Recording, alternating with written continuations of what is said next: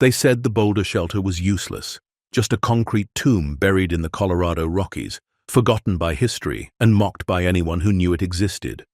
But when Marcus Holloway, a rugged mountain man dismissed as a recluse, bought it for $8,500, he had no idea he was purchasing the key to the biggest secret the government never wanted found. What he discovered beneath those cold steel doors wasn't just hidden. It was worth over $260 million, and powerful people had killed to keep it buried. Before we dive into the story, make sure to smash subscribe because tomorrow we have an extra special story for you that will blow your mind.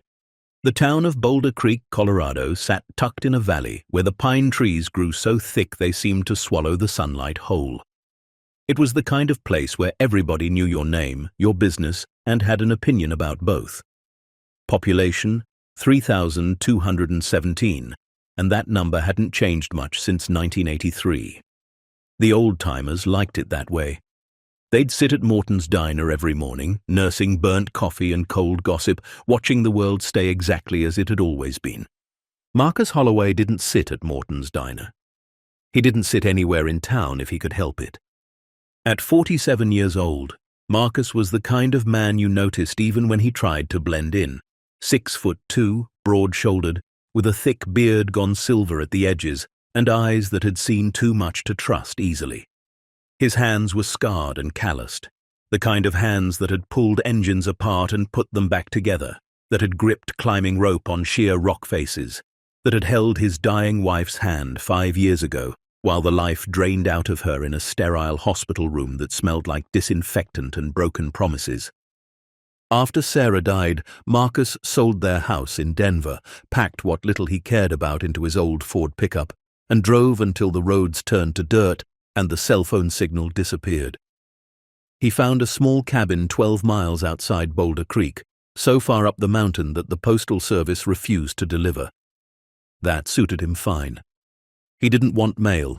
He didn't want neighbors. He didn't want the pitying looks or the awkward silences when people didn't know what to say about loss. The townspeople thought he was crazy. Here was a man with a master's degree in mining engineering from the Colorado School of Mines, someone who'd worked for 2 of the biggest extraction companies in the country, now living like some kind of hermit, chopping his own wood and teaching weekend survival skills workshops to tourists who thought they were Bear Grylls after watching too much television. "What a waste," they'd say at Morton's Diner. "That Holloway fellow could have been somebody. Now look at him, talks to trees more than people." Marcus heard the whispers. He just didn't care. He made enough money to get by. Odd jobs, consulting work for small mining operations, the occasional workshop where he taught city folk how to start fires without matches and purify water from streams. It wasn't the 6-figure salary he'd once pulled, but it kept the lights on and the solitude intact. And solitude, he'd learned, was the only thing that didn't ask questions he couldn't answer. It was a Tuesday in late September when Marcus first saw the auction listing. He'd driven into town for supplies, coffee, propane, a new axe handle, and stopped at the post office to check his P.O. box. Tucked between a bill from the electric co-op and a flyer for the annual Harvest Festival was a government surplus auction notice. The paper was cheap, photocopied, the kind of thing that gets mailed to 1,000 addresses and ignored by 999 of them. But one item caught his eye: Lot 47, Cold War-era fallout shelter, located in Boulder Creek vicinity, concrete structure approx. 3,000 square feet, sold as is, minimum bid $5,000. Marcus stared at the listing for a long moment. He knew exactly which shelter they meant. Everyone in Boulder Creek knew about it. The thing had been built back in 1962, right after the Cuban Missile Crisis scared the hell out of America. Some government contract, all hush-hush, carved right into the mountain about 8 miles north of town. When the Cold War thawed and people stopped worrying about Soviet nukes raining down on Colorado, the shelter was abandoned. Over the years, it became a local curiosity. Teenagers would hike up there to drink beer and spray paint the outer doors, and the town council periodically discussed tearing it down, but demolition estimates always came back too high. Cheaper to just let it rot. Useless, the mayor had declared at a town meeting 3 years back. Nothing but a concrete eyesore and a liability. Can't sell it, can't use it, can't afford to demolish it. But Marcus saw something else. He saw secure storage. He saw a workshop that wouldn't freeze in winter. He saw privacy, the kind you can't get in a town where everyone watches everyone else. And maybe, underneath the practical considerations, he saw a project, something to occupy the hollow hours when the cabin felt too quiet and Sarah's absence too loud. The auction was held on a Saturday morning at the county courthouse. Marcus arrived 15 minutes early and sat in the back row of folding chairs. Only a handful of people had shown up, a couple of curious retirees, a real estate speculator in an ill-fitting suit, and 3 members of the town council who seemed to be there more for entertainment than bidding. The auctioneer, a tired-looking woman in a pantsuit, worked through the lots quickly. Used office furniture, surplus vehicles, outdated computer equipment. Nobody seemed particularly interested in any of it. Then came Lot 47. Next item, the auctioneer announced without enthusiasm. Cold War fallout shelter located off Mountain Ridge Road. Structure is approximately 3,000 square feet. Reinforced concrete construction built circa 1962. Access via steel doors. No utilities currently connected. Sold as is, where is, buyer responsible for all inspections and assumes all liability. Minimum bid is $5,000. Silence. The auctioneer waited. The retirees shifted in their seats. The real estate speculator scribbled something in his notebook but didn't raise his hand. "Do I have 5,000? The auctioneer asked, her voice flattening with the expectation of rejection. Marcus raised his hand. The auctioneer blinked, surprised. 5,000 to bidder 23. Do I have 5,500? Nothing. 5,000 going once, twice. Sold to bidder 23 for $5,000. It happened so fast Marcus almost didn't register it, but then the council member in the front row turned around, looked directly at him, and laughed. Not a friendly laugh, but the kind that says you just did something stupid and everyone knows it. Marcus didn't flinch. He'd bought plenty of things people thought were worthless. Usually they were wrong. 3 days later, after the paperwork cleared and he'd paid an additional $3,500 in fees and back taxes, Marcus stood in front of the shelter for the first time as its legal owner. The entrance was set into the mountainside, accessible by an old access road that had deteriorated into little more than a hiking trail. 2 massive steel doors, each one 8 feet tall and rusted at the hinges, were secured with a chain and padlock that looked like it hadn't been opened in 20 years. Marcus had brought bolt cutters, a crowbar, flashlights, and a portable generator. He didn't know what he'd find inside, but he'd learned long ago that preparation beat optimism every time. The chain gave way with a metallic snap. The padlock fell to the ground with a thud that echoed against the mountains. Marcus gripped the handle of the first door and pulled. It didn't budge. He braced his boot against the frame and pulled again, muscles straining. Slowly, grudgingly, the door gave way with a groan that sounded almost alive. Cold air rushed out, not the stale, musty smell he'd expected, but something drier, more controlled. Marcus clicked on his flashlight and stepped inside. The entry corridor was wider than he'd anticipated, maybe 10 feet across, with smooth concrete walls and a floor that showed almost no cracking despite decades of abandonment. 20 feet in, the corridor opened into a larger space, some kind of reception area or command room. Metal desks sat bolted to the floor, their surfaces layered with dust, but otherwise intact. Old filing cabinets lined one wall. A faded government poster hung crooked on another. In the event of nuclear attack, stay calm, stay sheltered, stay alive.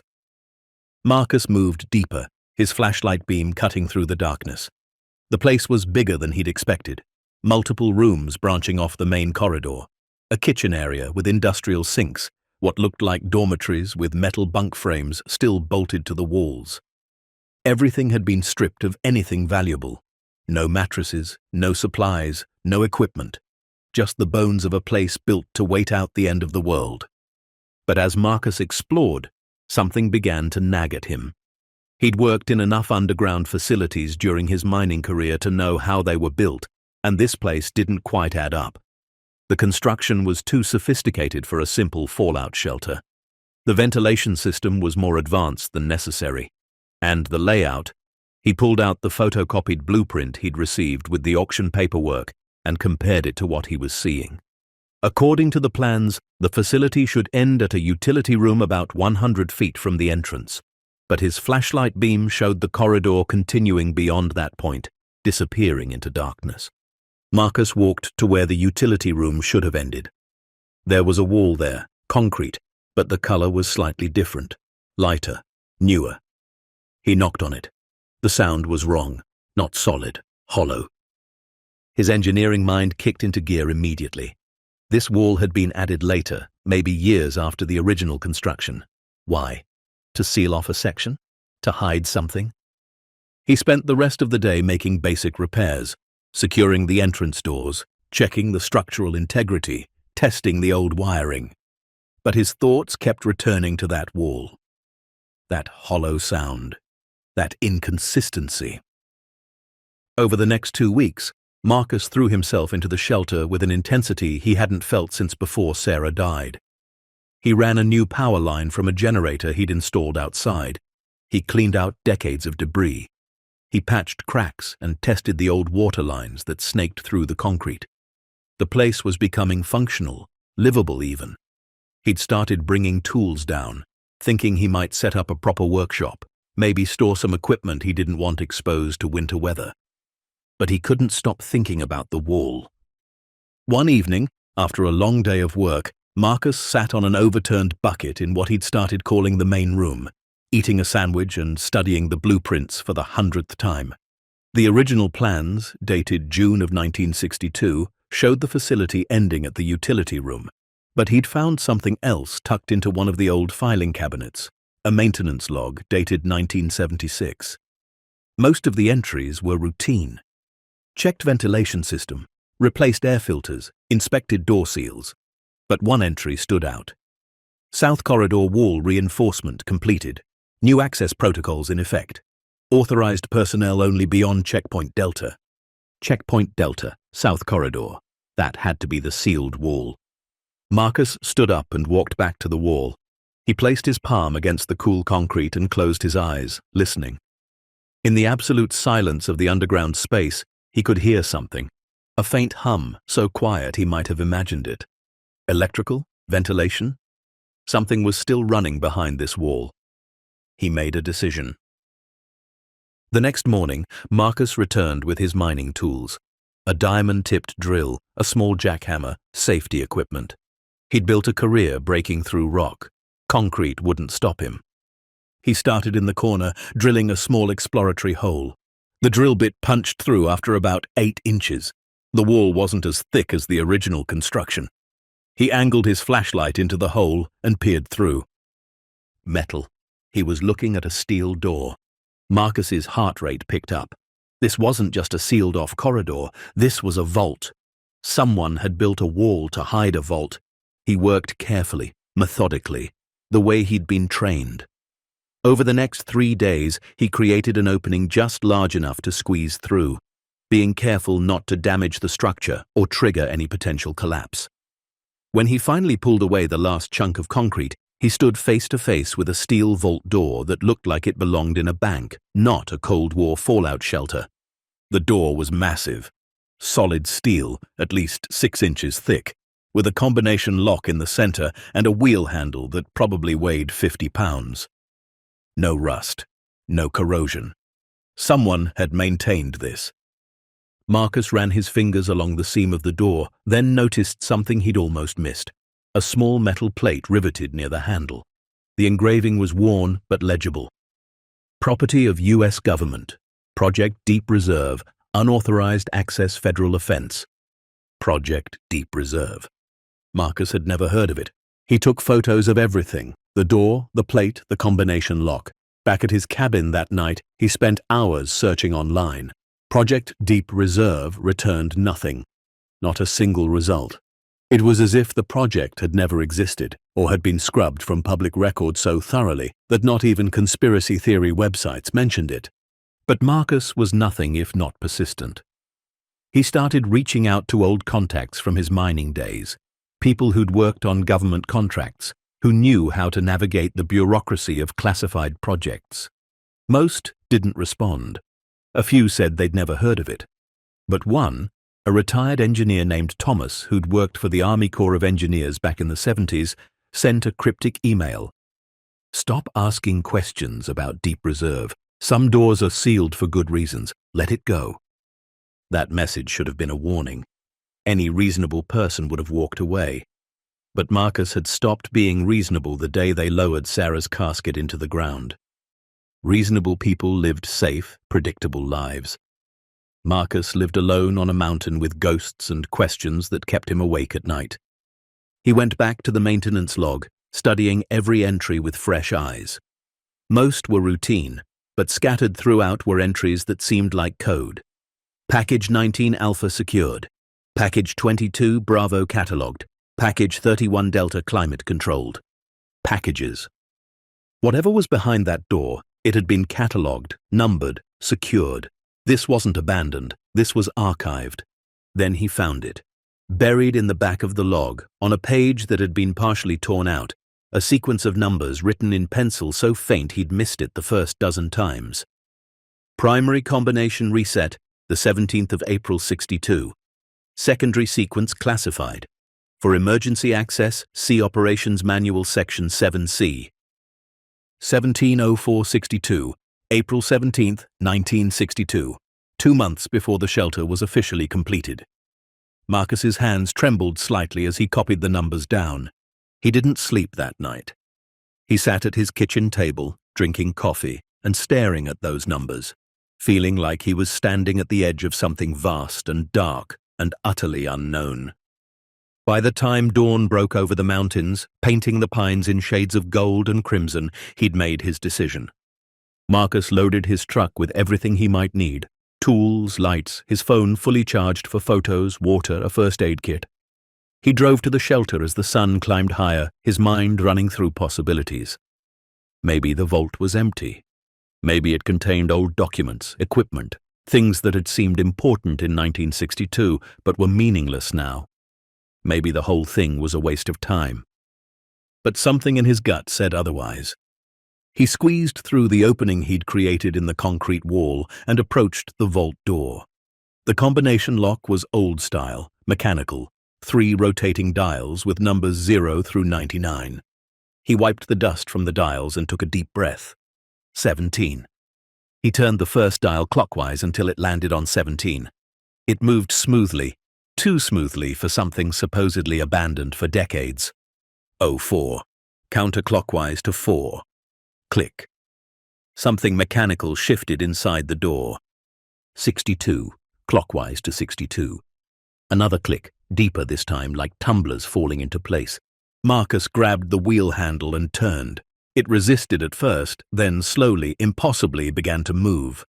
The vault door unsealed with a hiss of pressurized air that had been trapped inside for who knew how long.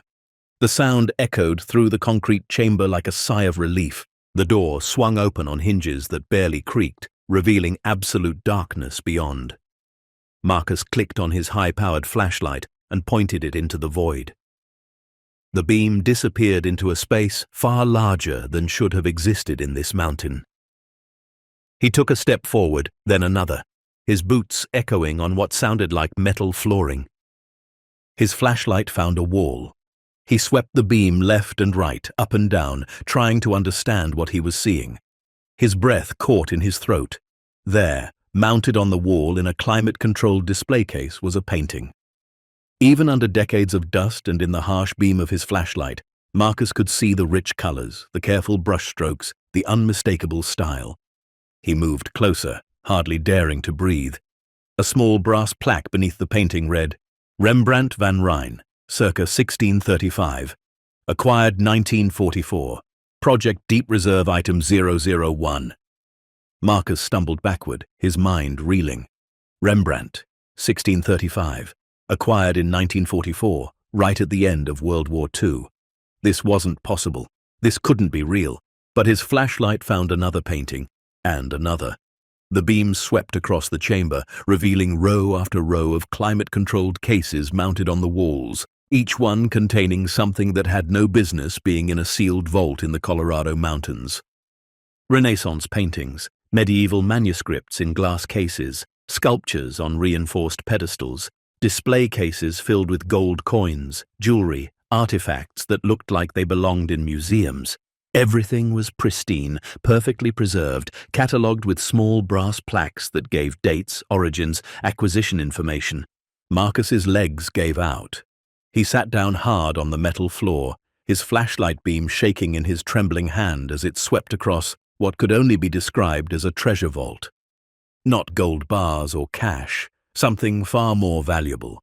Art, history, culture. The kind of things that museums spent centuries trying to acquire, that thieves spent lifetimes trying to steal, that wars had been fought to protect or plunder. And it was all here, hidden, sealed, forgotten. Marcus forced himself to stand.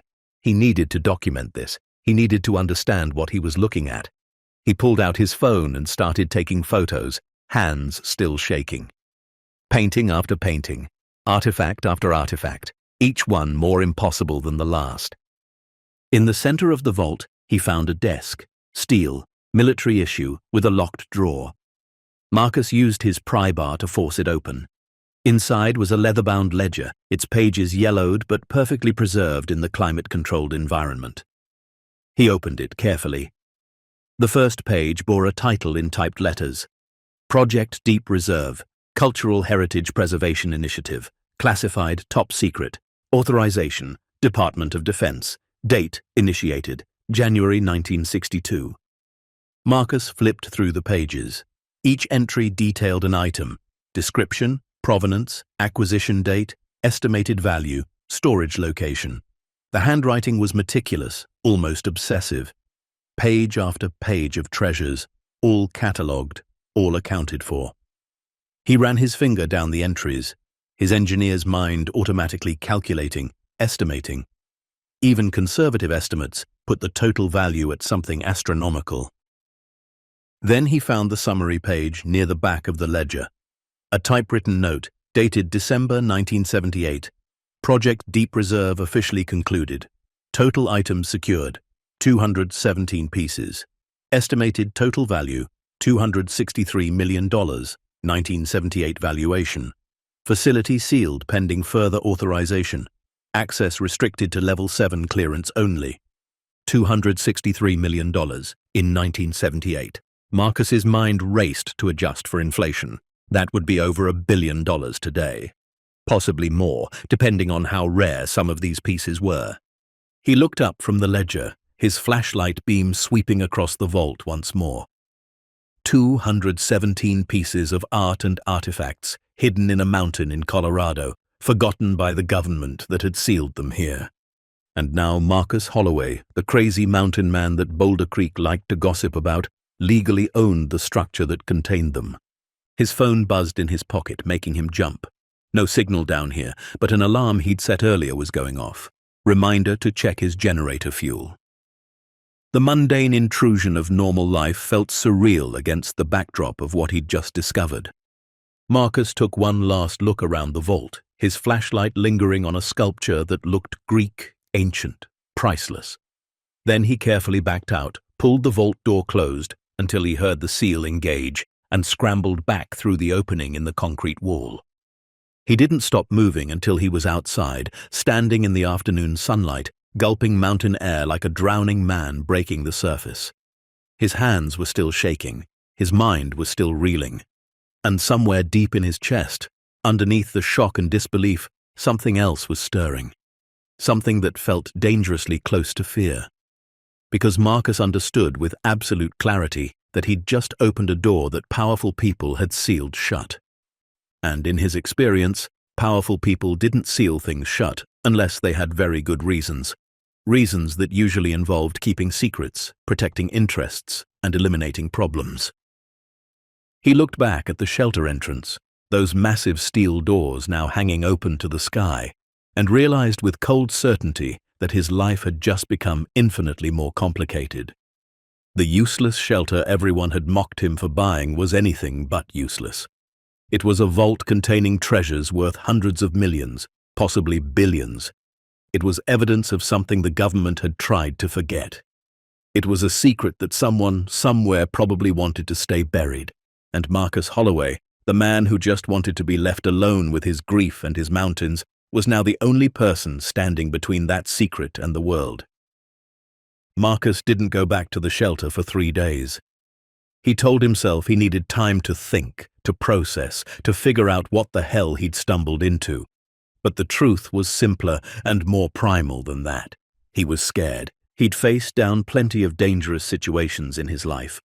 Rock falls in unstable mines, equipment failures 200 feet underground, the slow horror of watching cancer steal his wife piece by piece. But this was different. This wasn't nature or fate or bad luck. This was human danger, the kind that came with intent and resources and the willingness to do whatever it took to protect secrets worth hundreds of millions of dollars. Marcus spent those 3 days in his cabin, blinds drawn, researching everything he could find about Cold War preservation programs, classified government projects, and international art theft. The deeper he dug, the less he liked what he found. During World War II and its aftermath, thousands of pieces of art and cultural artifacts had gone missing. Some destroyed, some stolen by Nazis, some liberated by Allied forces, and some that simply vanished into the chaos of a world at war. Many had never been recovered. And now Marcus knew where at least some of them had ended up. On the 4th day, he drove back to the shelter just after dawn, when the mountain mist still clung to the trees and the only sounds were birdsong and the crunch of gravel under his tires. He'd brought better equipment this time: professional photography gear, a laptop, scanning equipment. If he was going to do this, he needed documentation, evidence, insurance. The vault door opened with the same pressurized hiss, exhaling air that had been sealed inside for decades. Marcus stepped into the chamber, and this time, with better lighting, he could truly see what he'd found. The space was roughly 40 feet by 60 feet, with walls lined floor to ceiling with climate-controlled display cases and storage units.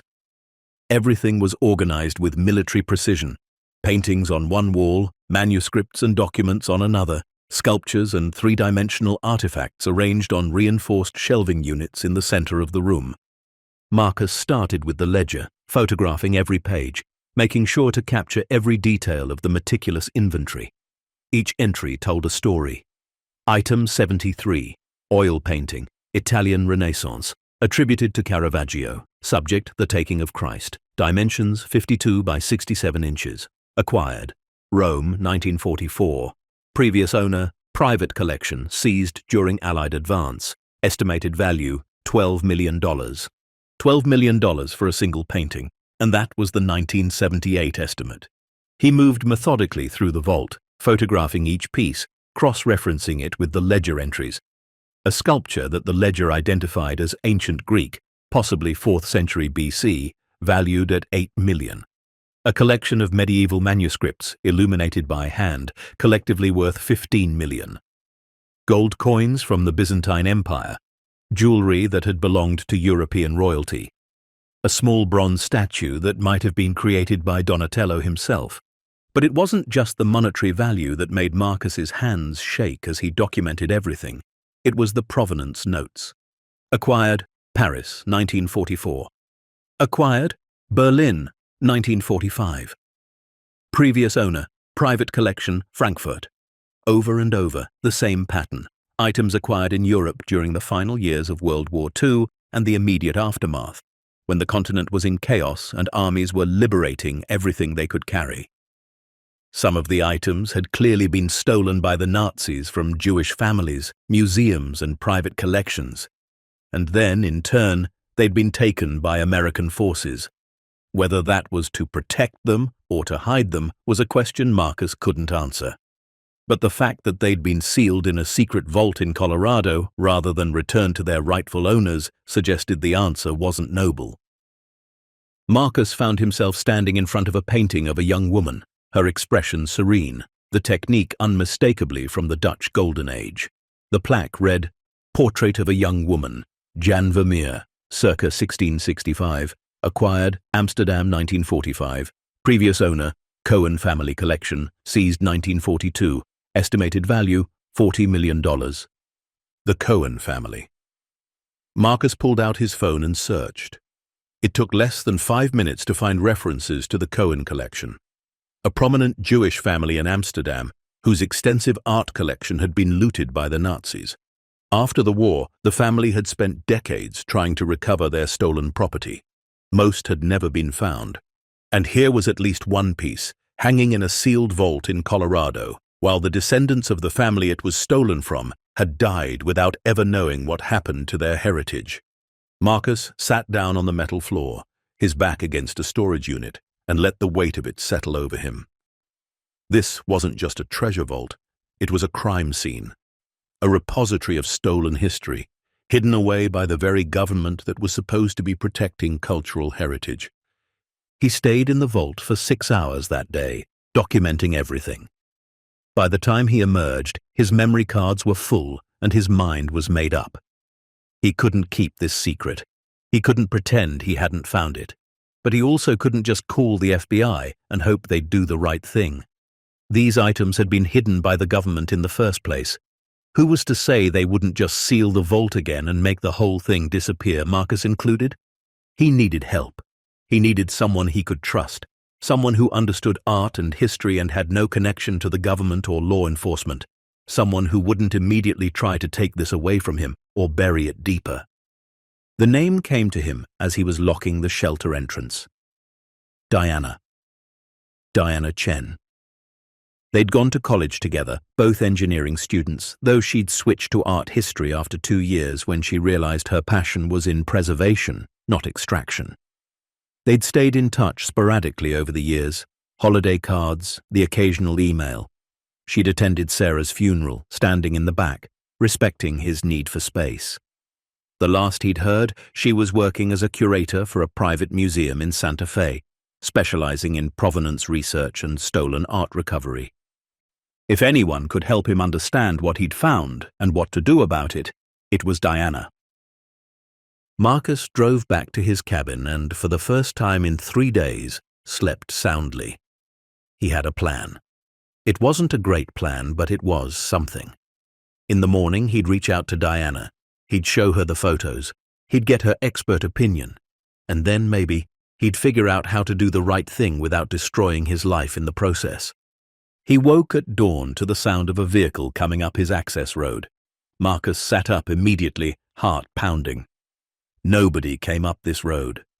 Nobody even knew this road existed unless they were specifically looking for his cabin. He moved to the window and peered through the blinds. A black SUV with government plates sat idling at the edge of his property. 2 men in suits stood beside it, looking at his cabin with the kind of casual assessment that said they were professionals. Not local cops, not curious neighbors, federal agents of some kind. Marcus's blood ran cold. How did they know? How could they possibly know already? One of the men started walking toward the cabin. Marcus grabbed his phone, his keys, and the hard drive containing all the photos he'd taken. He went out the back door, moving quietly through the trees, circling around to where his truck was parked on the far side of his property. He could hear the agents knocking on his front door, calling his name. Marcus Holloway, federal agents. We need to speak with you about a property you recently purchased. Marcus didn't wait to hear more. He climbed into his truck, started the engine, and drove down the old logging road that connected to the highway 2 miles north. In his rearview mirror, he saw one of the agents running back toward the SUV, phone pressed to his ear.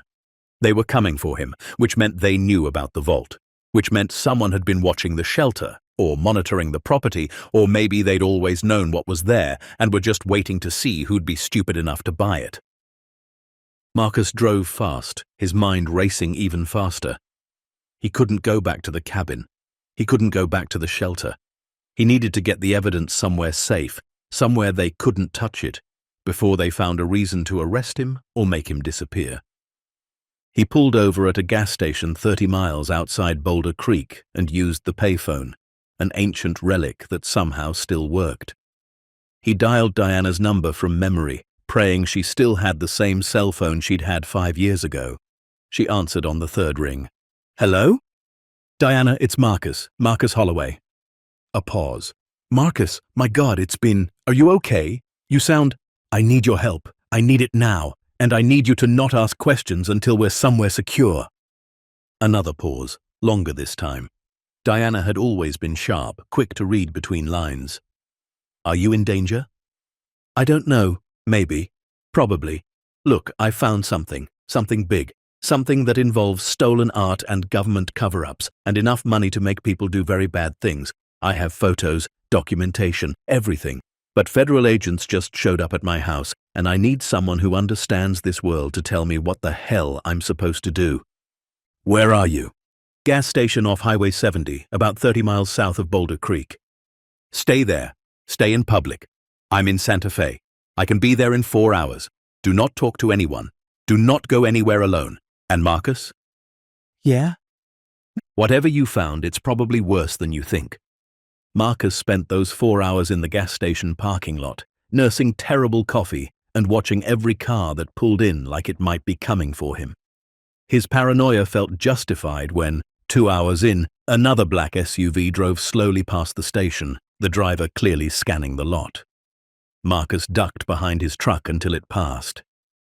Diana arrived exactly 4 hours later, pulling up in a dusty Subaru Outback that had seen better days. She stepped out, and Marcus was struck by how little she'd changed. Still petite, still moving with that quick, efficient energy. Her dark hair now streaked with grey, but her eyes just as sharp as he remembered. She walked straight to him and, without a word, pulled him into a tight hug. "You look terrible," she said into his shoulder. "You should see the other guys," Marcus tried to joke, but his voice cracked. Diana pulled back and studied his face. "Show me what you found." They drove to a small motel 2 towns over, paid cash for a room, and Marcus spread out the photos on the cheap bedspread. Diana leaned over them, her expression shifting from curiosity to shock to something like horror as she flipped through image after image. "Jesus Christ," she whispered. "Marcus, do you understand what you're looking at?" "Stolen art, a lot of it. Not just stolen. Some of these pieces have been missing for 70, 80 years. Museums have been searching for them. Families have been searching for them. Do you see this?" She pointed to the photo of the Vermeer. "This painting alone would be worth somewhere between $60 and $80 million at auction. And that's assuming it's authentic, which based on what I'm seeing here, it almost certainly is." Marcus sat down heavily on the edge of the bed. "The ledger said 263 million total, but that was in 1978. Diana looked up at him, eyes wide. "Marcus, adjusted for the art market today, you're talking about a collection worth easily over $1 billion, maybe more. This isn't just treasure. This is one of the most significant finds in art recovery history. So what do I do?" Diana sat beside him, still holding the photos. "That's complicated. Legally, this is a nightmare. You own the structure, but the government might claim they own the contents.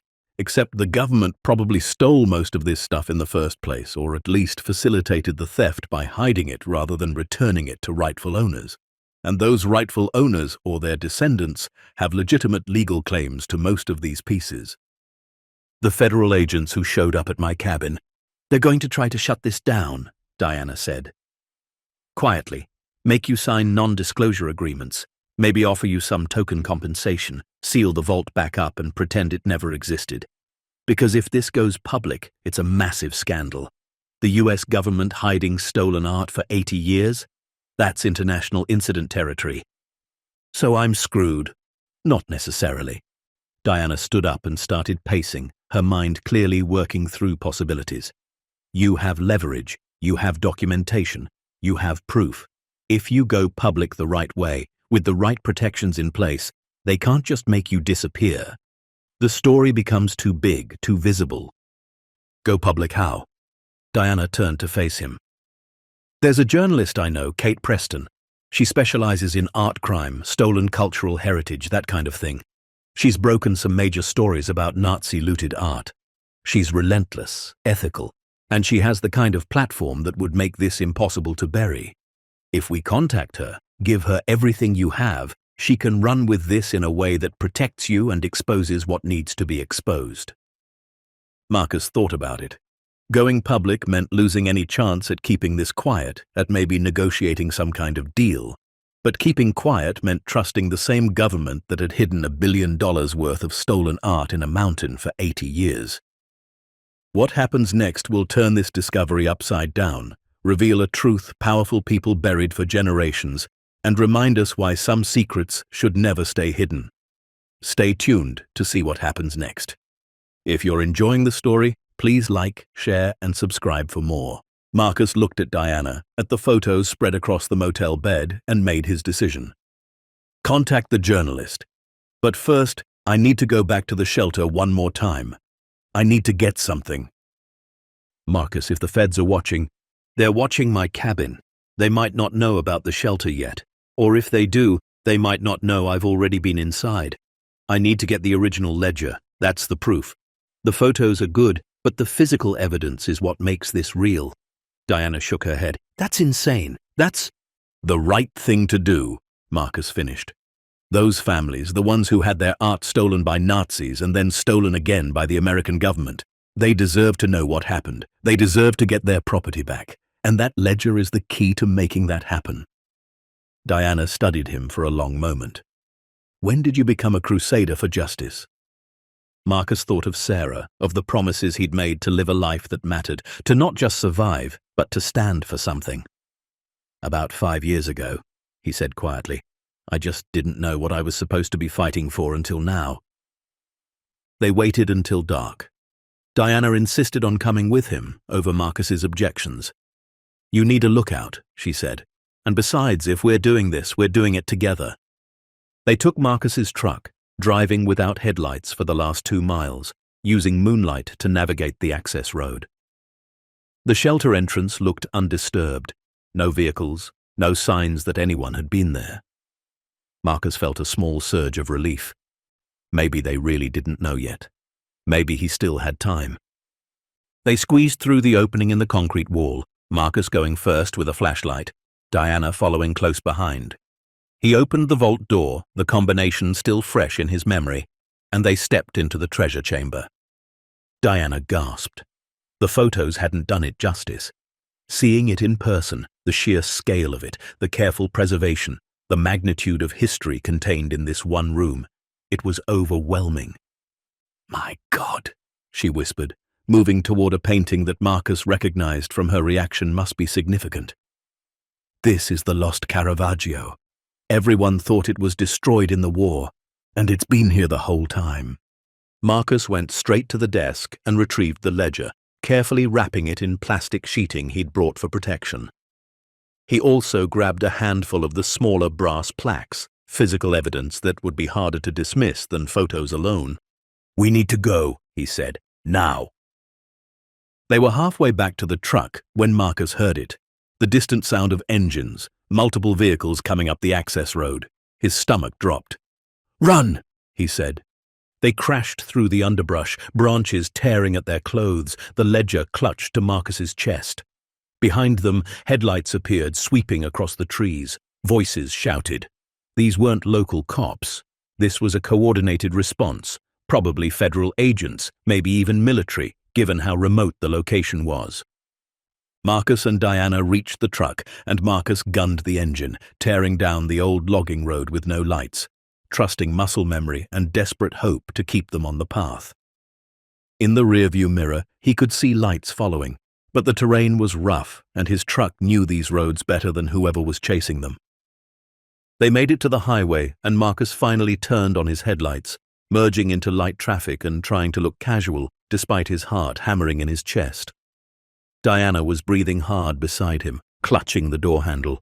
Did we seriously just... Yeah, Marcus said, we did. They drove in silence for 20 minutes, constantly checking mirrors, taking random turns, making sure they weren't being followed. Finally, Diana pulled out her phone. I'm calling Kate, she said. Right now, before they find us. Before they can stop this. What do we tell her? Everything. Diana's fingers moved across the screen. We tell her everything, and we ask her to run the story immediately, tonight, before they can get an injunction or threaten her or do whatever they're planning to do to shut this down." The phone rang 3 times before a woman's voice answered. Kate Preston. "Kate, it's Diana Chen. I need you to listen very carefully. I'm with someone who's just discovered approximately 217 pieces of stolen and missing art hidden in a government facility in Colorado. We have photographic evidence, we have the original inventory ledger, and we have federal agents actively trying to stop us from going public. How fast can you run a story?" A pause. Then, "How solid is your evidence?" Diana looked at Marcus. He nodded. "Rock solid," Diana said. "This is the story of your career, Kate, but we need protection. We need this to go public before they can silence us. Send me everything you have. I'll get my editor on the phone. If this is what you say it is, we can have something up on the website within 2 hours." Diana started transferring files. Marcus kept driving, heading south, away from Boulder Creek, away from the shelter, away from whatever response team was being assembled to contain this situation. His phone buzzed, unknown number. He didn't answer. It buzzed again, and again. "They're trying to reach you," Diana said. "Let them try." By the time the sun rose over the mountains, the story was live. Mountain Man's Vault, billion-dollar collection of stolen art found hidden in Colorado shelter, ran as the headline on one of the country's most respected investigative journalism sites. The article included photos, excerpts from the ledger, expert testimony from Diana about the significance of the find, and most importantly, a detailed history of where these items came from and who they'd been stolen from. The response was immediate and explosive. News networks picked up the story within hours. Social media erupted. Museum directors and art historians weighed in. Descendants of families whose property had been stolen started coming forward, many in tears, saying they'd thought these pieces were lost forever. And the government, predictably, issued a statement denying everything, claiming the article was based on falsified evidence and that they were investigating potential theft of government property by Marcus Holloway. But it was too late. The story was out. The photos were public.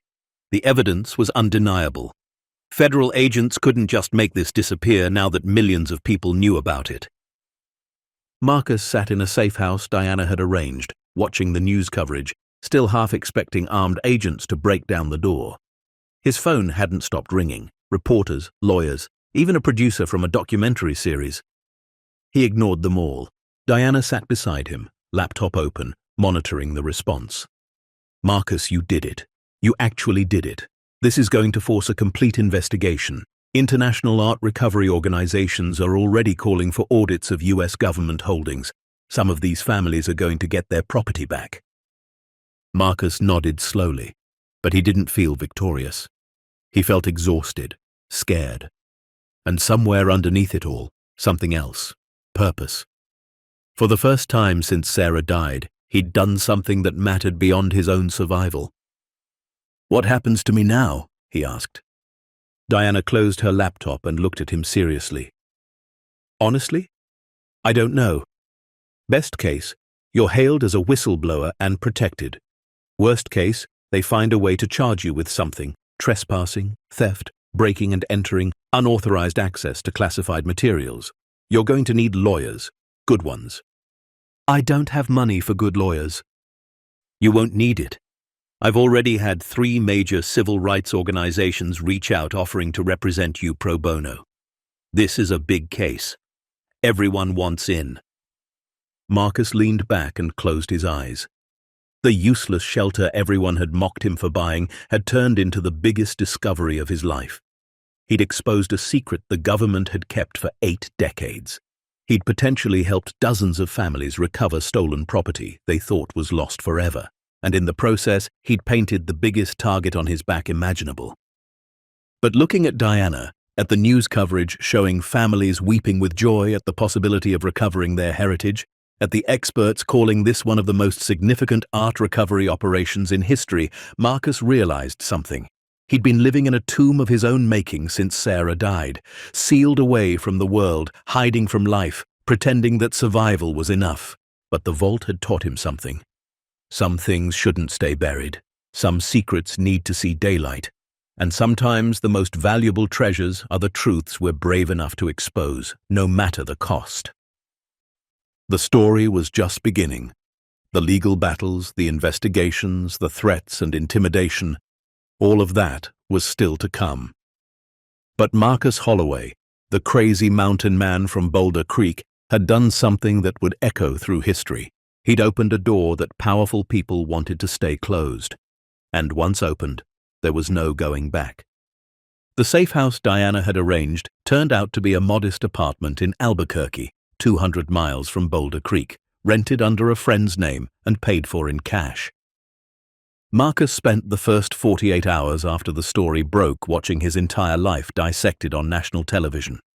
Cable news ran his driver's license photo on a loop, the one where he looked half drunk and entirely miserable, taken 3 months after Sarah's funeral. Reporters had dug up his employment history, interviewed former colleagues, and somehow tracked down his ex-neighbors from Denver who described him as quiet and kept to himself. The same phrases people always used right before saying someone seemed like a serial killer. Former mining engineer turned recluse stumbles upon billion-dollar art hoard, read one headline. Mountain man's treasure, lucky find or calculated theft, asked another.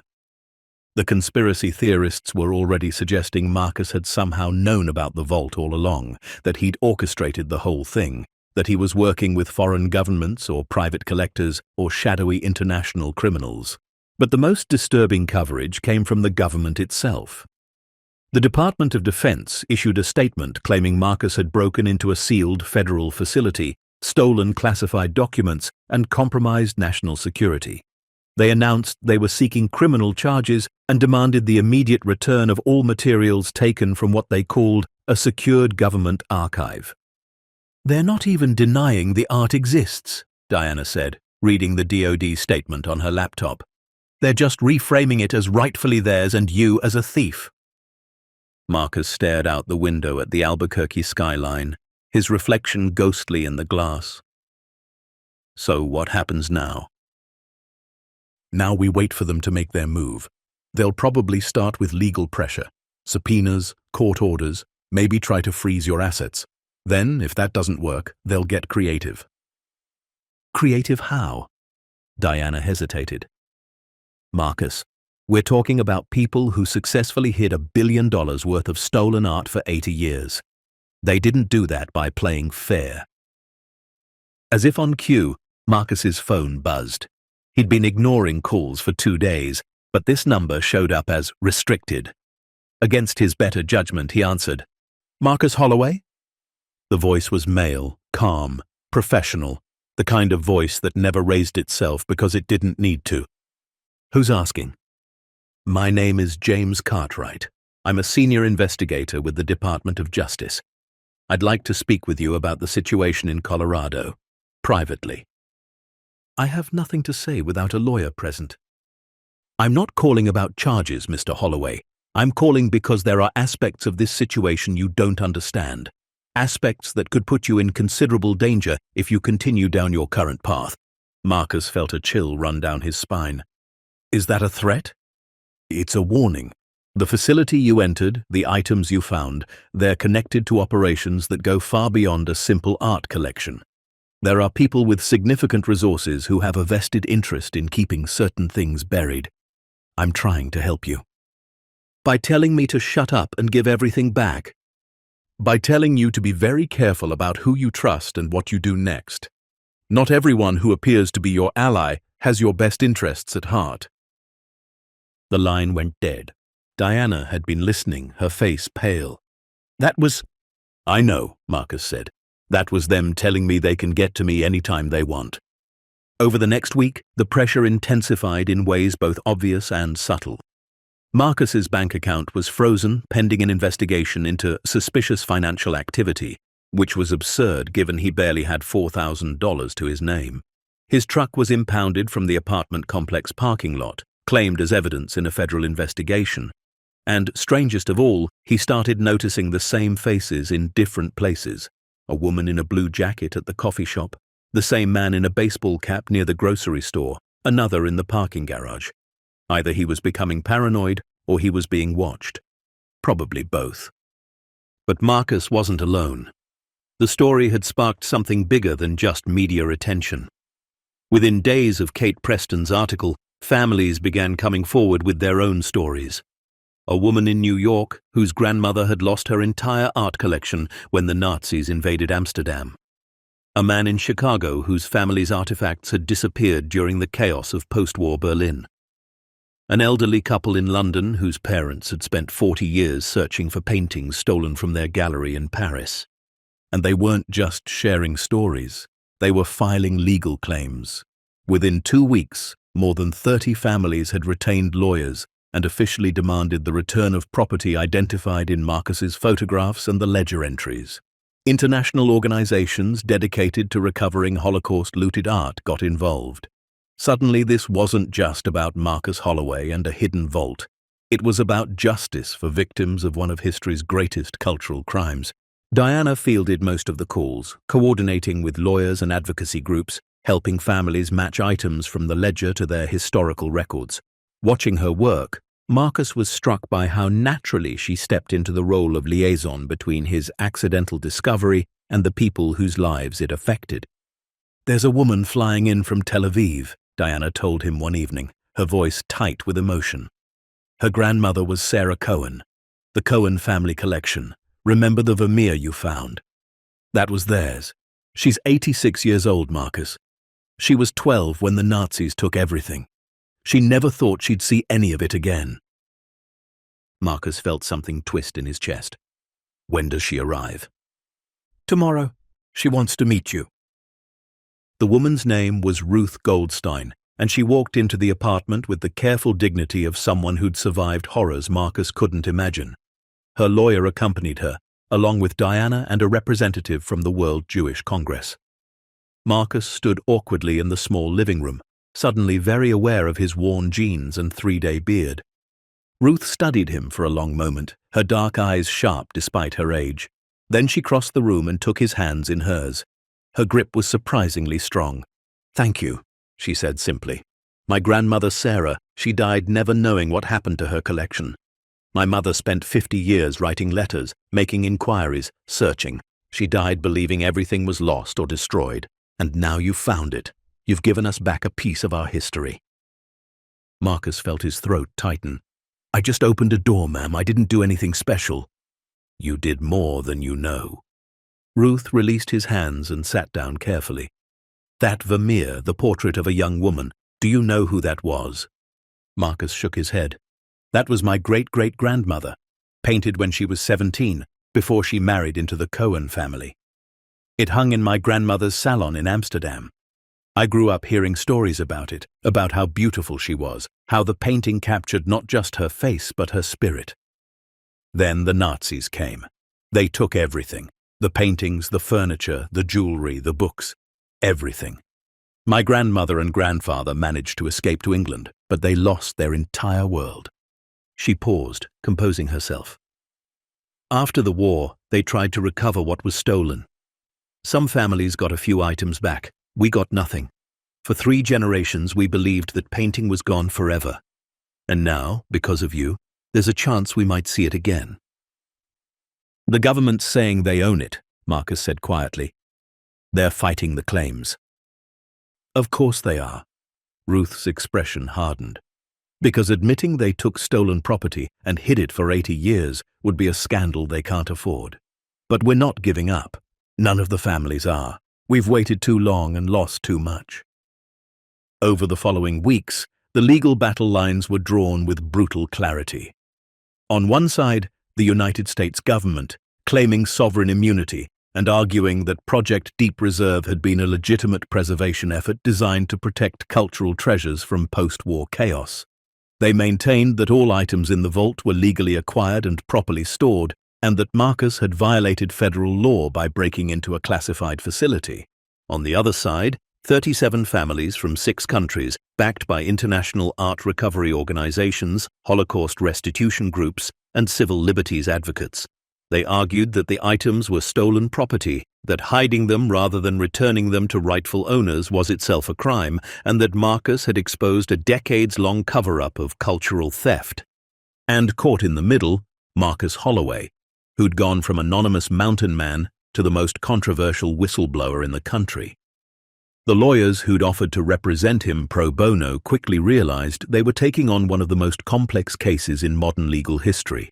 Property law, international treaties, statutes of limitations, classified information protocols, and questions of governmental immunity all collided in a legal knot that no one was sure how to untangle.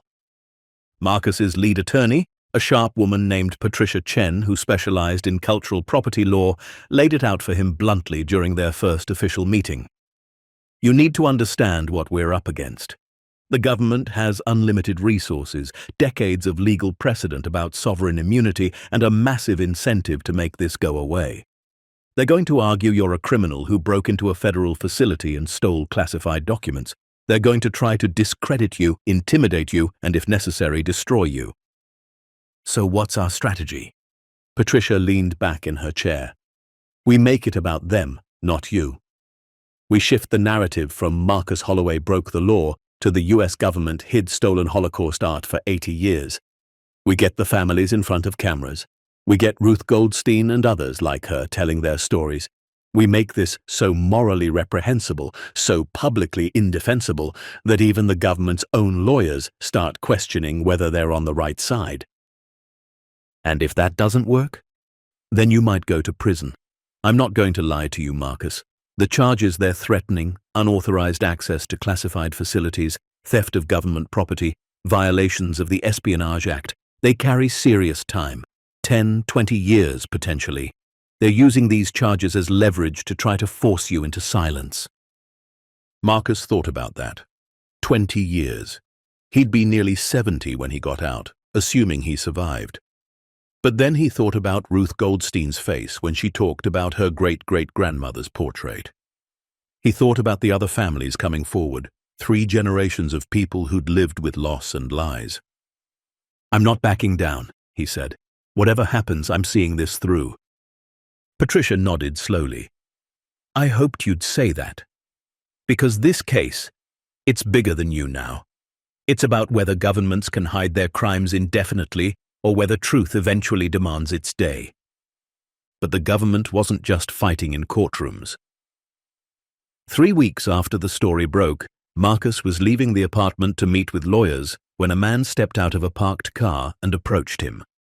The man was in his 60s, grey hair, military short, wearing khakis and a polo shirt that didn't quite hide his fitness. Former military or intelligence, Marcus's instincts told him immediately.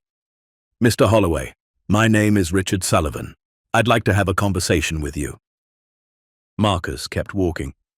"I don't talk to anyone without my lawyer present. I'm not here in any official capacity. I'm here as someone who was involved with Project Deep Reserve 40 years ago, someone who knows exactly what you've stumbled into." That stopped Marcus cold. He turned slowly. "You worked on the vault?" "I was assigned to security protocols in 1977, right before they sealed it. 24 years old, fresh out of the service, thought I was protecting America's cultural heritage." Sullivan's expression was hard to read. Took me a long time to understand what we were really doing. "Which was?" "Hiding evidence. Not all of those items were preserved out of noble intentions, Mr. Holloway. Some were taken deliberately during the Allied advance. Some were seized from private collections under questionable authority. And some," he paused, "some were already stolen when we took them, looted by the Nazis, and we just became the second generation of thieves." Marcus felt Diana tense beside him. She'd followed him out when she saw him stop. "Why are you telling me this?" "Because I'm 70 years old and I'm tired of living with what I knew. When they told us to seal that vault and destroy our records, I knew we were burying crimes, not protecting treasures. I've spent 40 years keeping that secret. Then you opened that door, and suddenly I had a choice. Keep lying or finally tell the truth. You realize the government will destroy you for this." Sullivan smiled grimly. "I'm dying, Mr. Holloway. Pancreatic cancer, 6 months, maybe less. They can't hurt me more than biology already is, but I can hurt them. I kept records. I have documentation of what items we were explicitly ordered to hide, which ones we were told never to catalogue publicly, which families made inquiries that we were instructed to deny. I have proof of the cover-up." Marcus exchanged a glance with Diana. "Why give it to me?"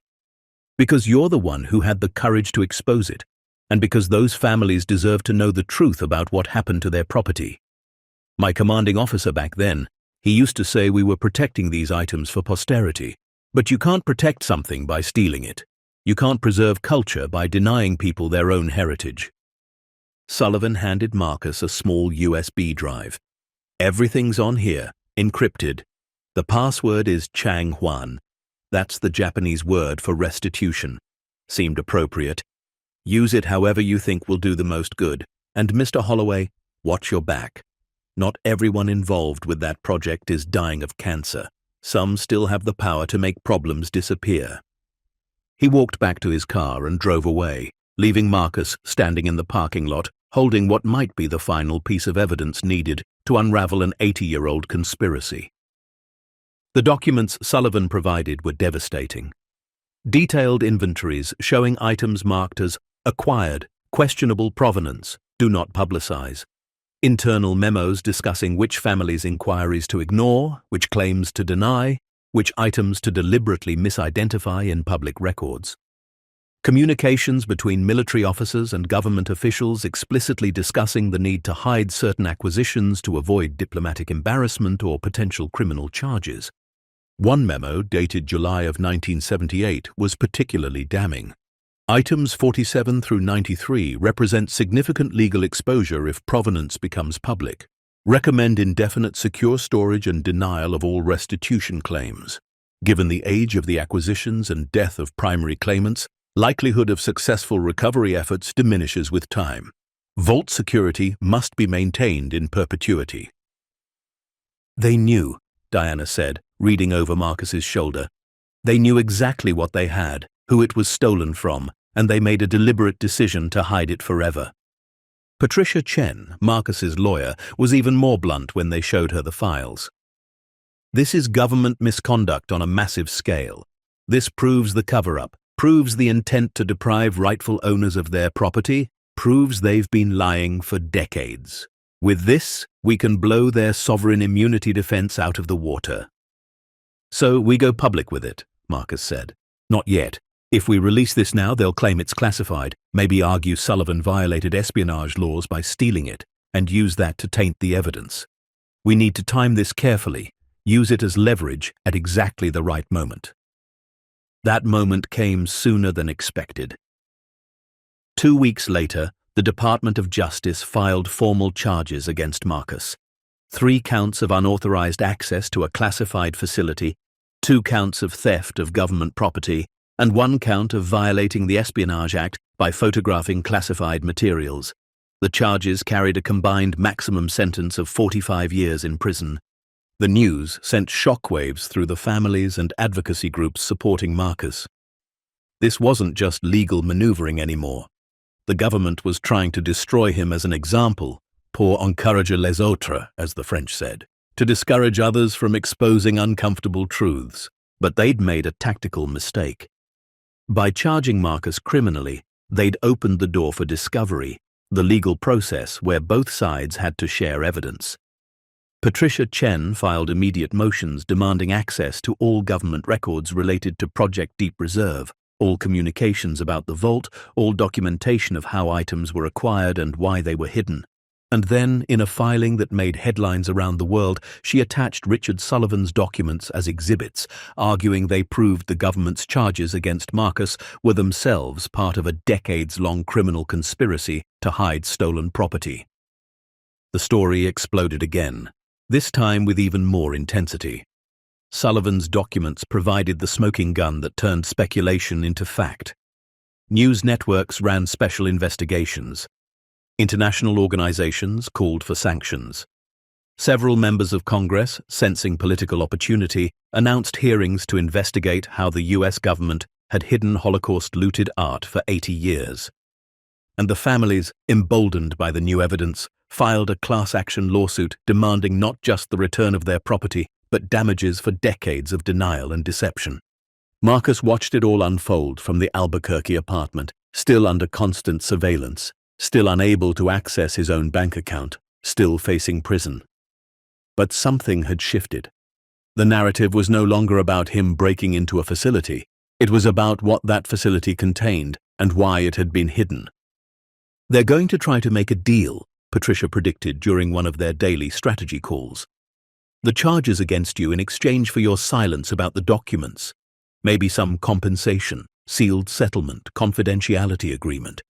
They'll dress it up as a win for both sides, but what they really want is for this to stop getting worse for them." "And if I say no?" "Then we go to trial. It'll be the most publicized case in decades. Every day in court will bring new revelations. Every witness will expose another layer of the cover-up. It'll be brutal and expensive and exhausting, and you might still lose." Marcus thought about that carefully. He could take a deal, walk away, maybe get some money, avoid prison, go back to his mountain and his solitude.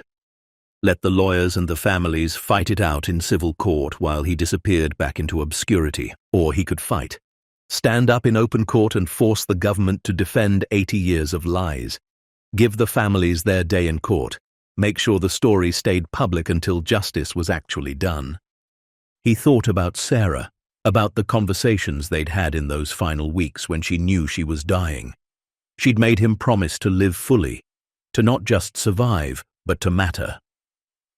"Find something worth standing for," she'd whispered, her hand weak in his. "Promise me you won't just disappear." Marcus looked at Diana, who'd given up her job and her stability to help him navigate this nightmare.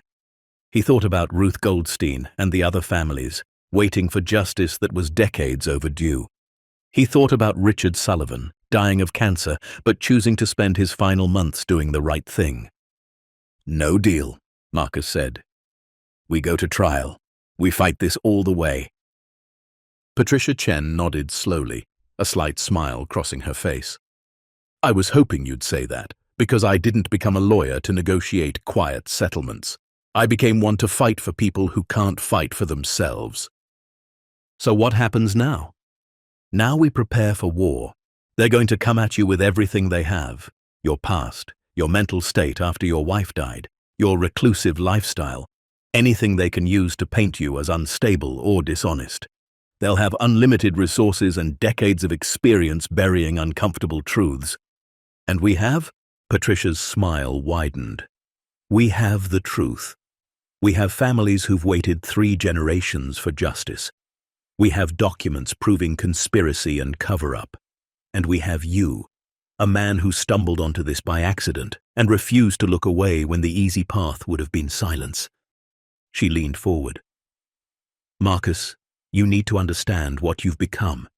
You're not just a defendant in a criminal case. You're a symbol. Every whistleblower who's ever been threatened by their government is watching this. Every victim of injustice who's been told to stay quiet is watching this. Every person who's ever wondered if one individual can actually stand up to institutional power and win. They're all watching you." "No pressure then," Marcus said dryly. "Actually, use that pressure. Embrace it, because the government's whole strategy depends on isolating you, making you feel alone and vulnerable. But you're not alone. Millions of people around the world are on your side, even if you never meet them." Over the next month, as both sides prepared for trial, Marcus began to understand what Patricia meant. Letters arrived daily from people he'd never met. Historians thanking him for exposing the truth, veterans apologizing for what their government had done, families sharing their own stories of lost heritage and covered-up crimes. A Holocaust survivor in Argentina sent a handwritten note that simply said, "You gave us hope that history remembers. Thank you." But not all the attention was positive. Marcus also received death threats. Someone spray-painted "traitor" on the door of the apartment building. His mother, who he hadn't spoken to in 5 years, called crying, saying people in her retirement community were harassing her about her criminal son. The pressure was immense, constant, crushing. One night, alone in the apartment while Diana was meeting with lawyers, Marcus stood at the window and seriously considered just walking away. He could disappear, change his name, start over somewhere remote, let someone else carry this burden. His phone rang. Unknown number. He almost didn't answer, but something made him pick up. "Mr. Holloway." The voice was elderly, female, heavily accented. "My name is Eva Rosenberg. I am calling from Vienna. I hope you'll forgive an old woman for tracking down your number, but I had to speak with you." "How can I help you, ma'am?" No, I'm calling to help you. I saw in the news you're facing trial, that they're trying to make you the criminal while they hide their crimes. I wanted you to know you're doing the right thing. My family, we lost everything in the war. Paintings, manuscripts, jewelry, things that had been in our family for 200 years, all stolen. We spent decades looking and we found nothing. Then I saw your story, and I saw the ledger entries, and I recognized items that belonged to my grandmother. Her voice cracked with emotion. "I'm 93 years old, Mr. Holloway. I never thought I'd live to see this day. Because of you, my grandchildren might touch things that belonged to their great-great-grandmother. You've given us a miracle. So please, please don't give up. Don't let them silence you. What you're doing matters more than you know." After she hung up, Marcus stood at the window for a long time, the phone still in his hand. He thought about 80-year-old secrets and 93-year-old hopes. He thought about the weight of history and the cost of truth. And he realized he'd already made his choice weeks ago when he first opened that vault door. There was no walking away now. Not from this. Not from what he'd become whether he wanted it or not. A man standing between buried crimes and belated justice, refusing to move no matter what it cost him. The trial was set to begin in 6 weeks. The government was mobilizing every resource at its disposal. But so were the families, the advocacy groups, and the millions of people who'd decided Marcus Holloway's fight was their fight too. The mountain man who'd bought a useless shelter for $8,500 had become the center of a battle that would determine whether truth could triumph over institutional power, whether justice delayed for 8 decades could still be justice delivered, and whether one ordinary person's courage could force a government to finally admit the crimes it had tried to hide forever. Marcus didn't know if he'd win, but he knew he couldn't stop fighting. Because some doors, once opened, can never be closed again. And sometimes exposing the darkness is the only way to let the light in. The federal courthouse in Denver was built in the brutalist style of the 1960s, all concrete and sharp angles, designed to intimidate anyone who approached it. Marcus stood on the steps on a cold November morning, camera flashes exploding around him like small bombs, reporters shouting questions he couldn't quite hear over the roar of blood in his ears. "Mr. Holloway, are you confident you'll be acquitted?" "Marcus, do you regret exposing the vault? Is it true you've been offered a plea deal?" Patricia Chen gripped his elbow firmly, steering him through the crowd with practiced efficiency. Diana followed close behind, carrying boxes of documents. They pushed through the heavy doors into the marble lobby, where at least it was quieter, though the echo of their footsteps seemed to announce their arrival to the entire building. "Remember what we talked about," Patricia said quietly as they rode the elevator to the 9th floor. "Stay calm. Don't react to anything the prosecutor says, and trust that the truth is on our side." "And if the truth isn't enough?" Marcus asked. Patricia met his eyes. "Then we make it enough." The courtroom was packed. Marcus recognized Ruth Goldstein sitting in the front row of the gallery, flanked by her children and grandchildren. Beside them sat representatives from the World Jewish Congress, the Commission for Art Recovery, and at least a dozen other advocacy organizations. Behind them, families, so many families, some who'd flown from Europe, Israel, South America, all of them connected by a common thread of loss and stolen heritage. On the other side of the aisle, the government's legal team sat in crisp suits, an army of prosecutors and advisors from the Department of Justice, backed by representatives from the State Department, the Department of Defense, and agencies Marcus had never heard of. The message was clear. The full weight of the United States government was arrayed against him. Judge Margaret Thornton entered precisely at 9 a.m., her black robe swishing as she took her seat. She was in her mid-60s, with steel-grey hair and a reputation for running her courtroom with absolute control. She'd been a federal prosecutor herself before being appointed to the bench, which didn't particularly comfort Marcus. "Be seated," she said, her voice carrying authority without volume. "We're here for the trial of United States of America versus Marcus James Holloway. The defendant is charged with 3 counts of unauthorized access to a classified facility, 2 counts of theft of government property, and 1 count of violating the Espionage Act. Mr. Holloway, how do you plead?" Marcus stood, his legs steadier than he expected. "Not guilty, Your Honor." So entered. We'll begin with opening statements. Miss Chen, you're representing the defendant? "I am, Your Honor." "And for the government?" A man stood from the prosecution table, tall, silver-haired, with the kind of confidence that came from never having lost a case that mattered. "Theodore Brennan, Your Honor, representing the United States." "Mr. Brennan, you may proceed with your opening statement." Brennan approached the jury box with the easy stride of someone who owned the room. "Ladies and gentlemen of the jury, this case is about a man who broke the law, not in a small way, not accidentally, but deliberately, systematically, and with full knowledge that his actions were illegal. The defendant, Marcus Holloway, forcibly entered a classified federal facility. He broke through sealed walls. He accessed materials marked as government property. He photographed classified documents. And then, rather than report his findings through proper channels, he went to the media, compromising national security and violating multiple federal statutes. Brennan paused, letting that sink in. "Now, the defense will try to distract you with emotional stories about stolen art and families seeking justice. They'll paint Mr. Holloway as some kind of hero, a whistleblower exposing government wrongdoing. But here are the facts. Mr. Holloway purchased a property at public auction. That property contained a sealed federal facility, clearly marked as government property, with warnings about unauthorized access. He chose to break into that facility anyway. He chose to remove government documents. He chose to violate federal law, and that, regardless of what he found or what motivated him, is a crime." The prosecutor returned to his table. "The government will prove beyond a reasonable doubt that Marcus Holloway committed these crimes knowingly and willfully.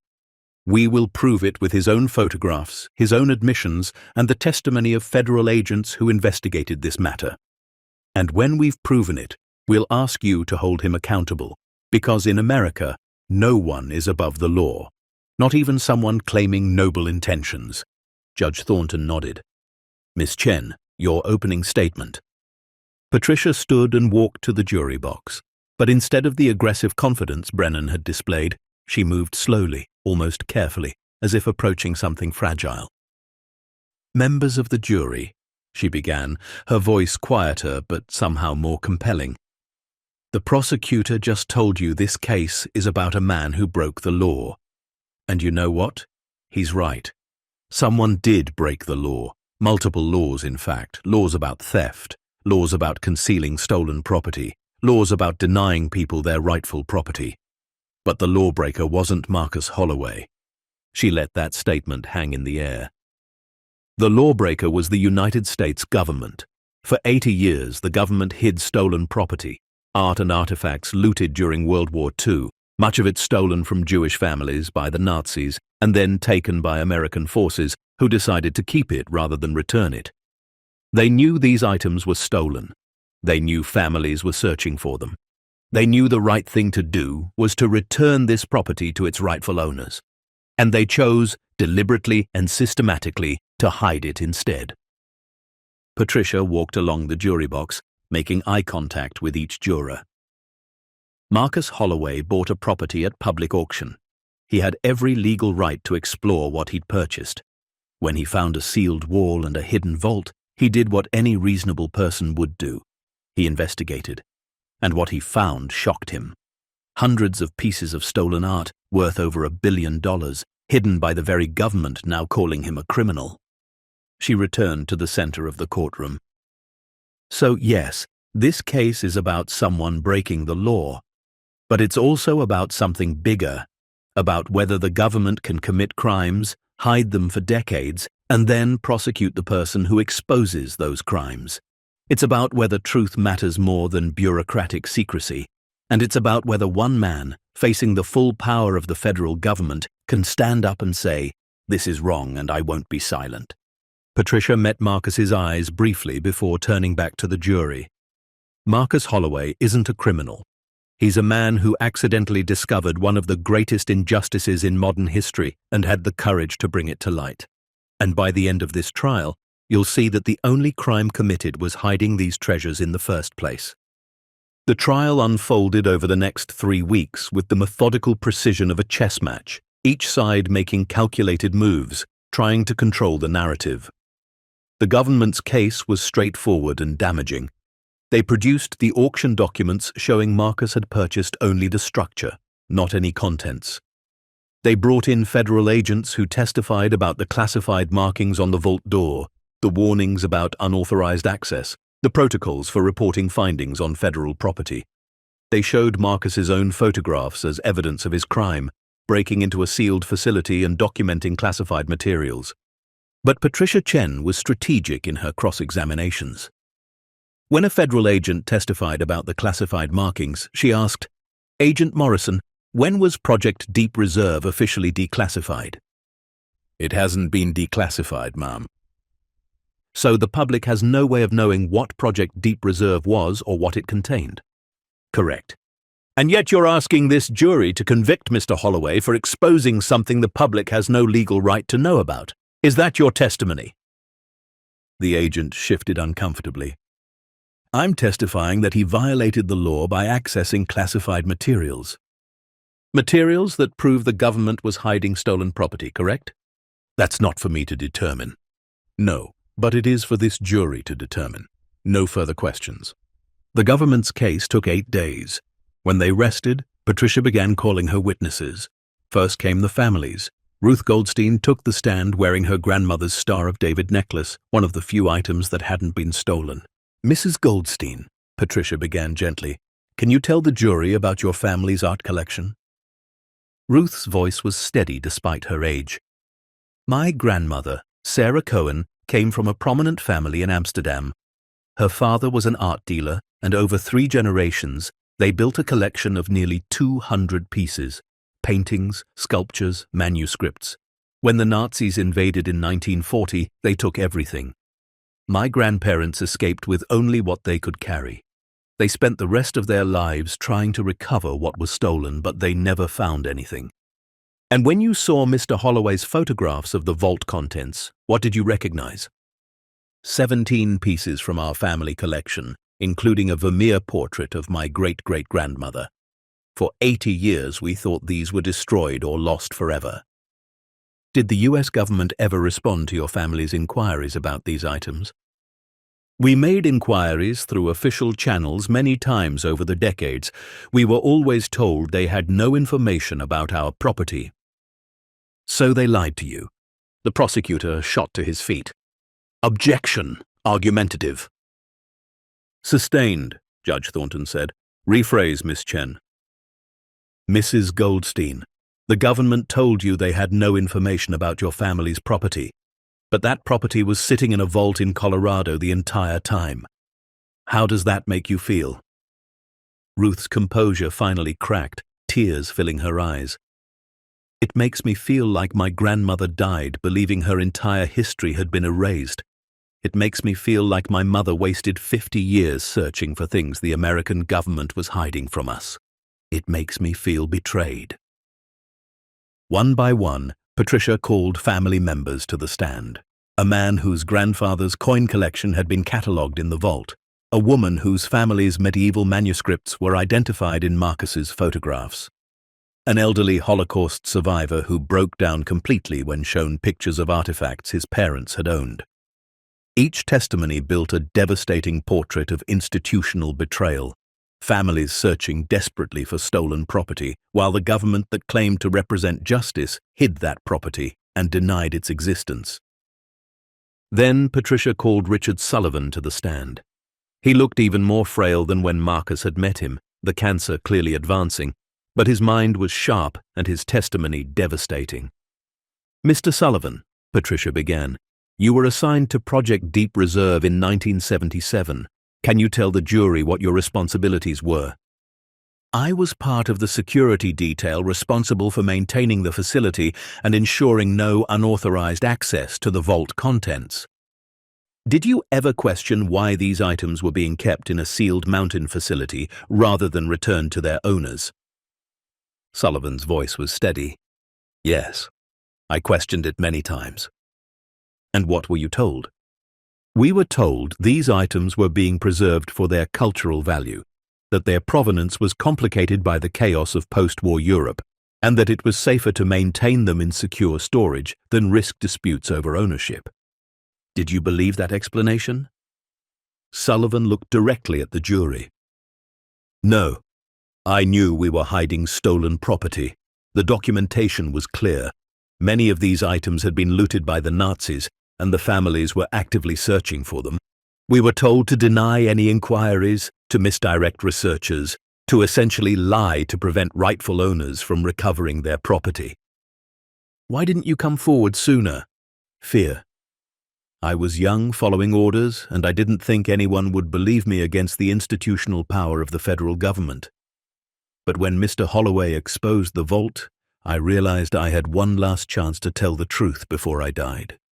The prosecutor's cross-examination was brutal, trying to discredit Sullivan as a disgruntled ex-employee with an axe to grind, a dying man seeking attention, someone whose memory couldn't be trusted.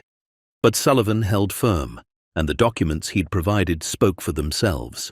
Memos explicitly discussing the need to hide certain items, communications about denying restitution claims, internal acknowledgements that the provenance of many pieces was problematic if publicly disclosed.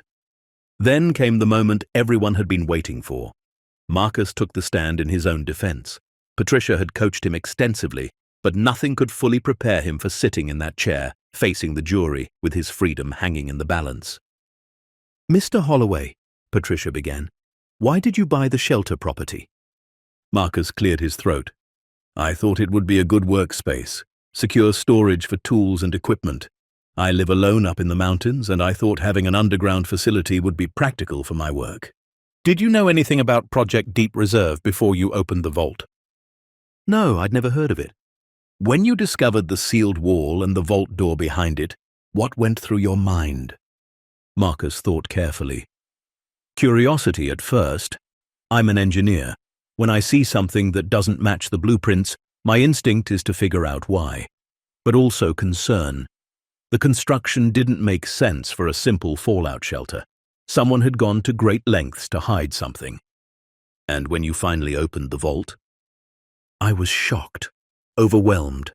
I couldn't process what I was seeing at first. All these paintings and artifacts, perfectly preserved, worth unimaginable amounts of money. But more than that, I saw the plaques, the documentation showing where these items came from. And I realized I'd found something that had been deliberately hidden, something people had been searching for." "Why didn't you immediately report it to the authorities?" Marcus met the prosecutor's eyes across the courtroom. "Because I didn't trust them. The documentation made it clear the government had been hiding these items for decades. I thought if I reported it through official channels, they'd just seal it up again and make it disappear. The families deserved to know the truth." "So you went to the media." "I went to people I trusted. Diana Chen, an art historian who understood the significance of what I'd found, and through her, to a journalist who specialized in cultural property crimes. I wanted the story to be told accurately and publicly, so it couldn't be buried again." The prosecutor's cross-examination was withering. Theodore Brennan approached Marcus like a predator sizing up prey. "Mr. Holloway, you testified that you're an engineer, so you understand the concept of following specifications, following rules, following protocols, correct?" "Yes." "And yet when you encountered a sealed federal facility clearly marked with government property warnings, you chose to break through those seals anyway. That doesn't sound like someone who follows rules." "I followed the law. I owned the property." "You owned the structure, not the contents. The auction documents were very clear about that. I didn't know there were contents until I found them. But once you found them, once you saw they were marked as classified government materials, you continued to access them, photograph them, and remove documents, all without authorization. I exposed a crime. You committed a crime, Mr. Holloway. Multiple crimes. You broke into a classified facility. It was my property. The vault was not your property. The sealed chamber was not your property. You had no right to access those materials. Marcus felt his temper rising, but forced himself to stay calm. So you're saying the government has the right to hide stolen property indefinitely, and anyone who exposes that is a criminal? I'm saying you violated federal law, and you knew you were violating federal law, but you did it anyway because you decided your judgment was better than the legal systems. My judgment was that families deserve to know what happened to property stolen from them. That Holocaust survivors deserve truth, not 80 years of lies. Very noble, but nobility doesn't give you the right to break the law. The cross-examination continued for hours, Brennan hammering away at every decision Marcus had made, trying to paint him as arrogant, reckless, someone who thought the ends justified the means. By the time Marcus stepped down from the stand, he felt exhausted and unsure whether he'd helped or hurt his case. The final witness was the most dramatic. Patricia called a curator from the Smithsonian Museum, Dr. Elizabeth Warren, an expert in provenance research and cultural property law. Dr. Warren, Patricia began, you've reviewed the inventory ledger from the vault and examined photographs of the items. In your expert opinion, were these items legally acquired by the U.S. government? Dr. Warren adjusted her glasses. Some were, many were not. Based on the provenance notes and my own research cross-referencing known thefts during World War II and its aftermath, I estimate approximately 60% of the items in that vault were stolen property that should have been returned to their rightful owners decades ago. And the items that were legally acquired, would standard museum practice be to hide them in a sealed vault or to display them publicly and make them available for research? Absolutely the latter. Museums exist to preserve and share cultural heritage. Hiding these items served no legitimate cultural purpose. So from a professional standpoint, Project Deep Reserve was not a preservation effort. No, it was a concealment effort. The prosecutor tried to shake her testimony on cross, suggesting she was biased or that provenance research was too uncertain to draw firm conclusions, but Dr. Warren held her ground with the quiet authority of someone who'd spent 40 years studying exactly these issues. When the testimony finally concluded, both sides prepared for closing arguments. The courtroom was electric with tension. This case had become about far more than one man's legal jeopardy. It had become a referendum on government accountability, on whether institutions could hide their crimes indefinitely, on whether truth mattered more than bureaucratic secrecy. Brennan's closing argument was passionate and forceful. Ladies and gentlemen, you've heard a lot of emotional testimony about stolen art and grieving families.